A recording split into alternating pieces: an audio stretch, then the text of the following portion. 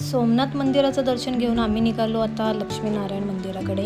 सोमनाथ मंदिराच्या बरोबर 5 मिनिटाच्या अंतरावरती आहे लक्ष्मीनारायण मंदिर. इथून आता आम्ही जाणार आहोत गंगेश्वर महादेव, जे दीवमध्ये आहे. 82 किलोमीटर. दर्शन झालं. खूप भूक लागली होती, सकाळपासून काही खाल्लं नव्हतं, सो नाश्ता करतोय. गुजरातची फेमस डिश जलेबी, फाफडा, ढोकळा. सकाळी जाताना मस्त आम्हाला मोर दिसला. बिचाऱ्याची पिस कोणीतरी तोडली होती. खूप छान होता तो.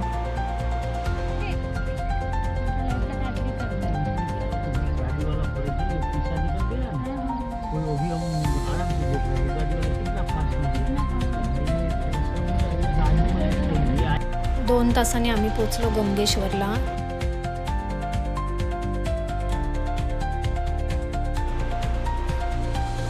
पावसाळा असून सुद्धा गर्दी होती.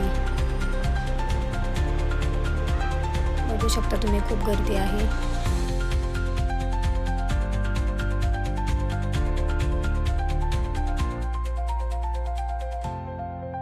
वाटलं होतं सेपरेट दर्शन होईल, मस्त गर्दी नसेल, पण गर्दीच बघून शॉक झाले.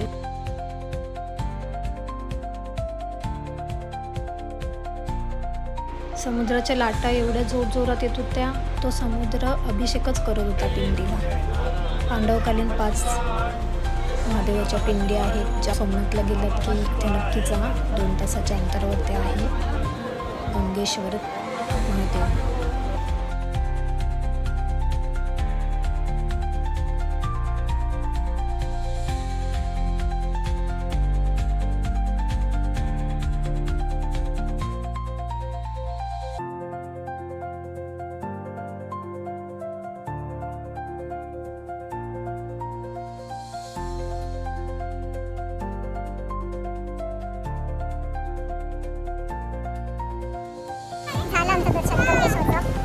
इथे 5 पांडवांनी शंकराच्या पिंड भरल्या होत्या. रीलमध्ये बघितलं होतं, तिथे रिअलमध्ये आता आलेत. मस्त नजारे आहेत आजूबाजूचे. वारा पण सुटले छान. थोड्या पोस्ट पण मी पण दिल्या, व्हिडिओ वगैरे काढले. आता मॅडमची वारी. मम्मीला पकडली आहे व्हिडिओ फोटोसाठी तिने. हे कबूतर एवढे बसलेले इथे, बापरे बाप.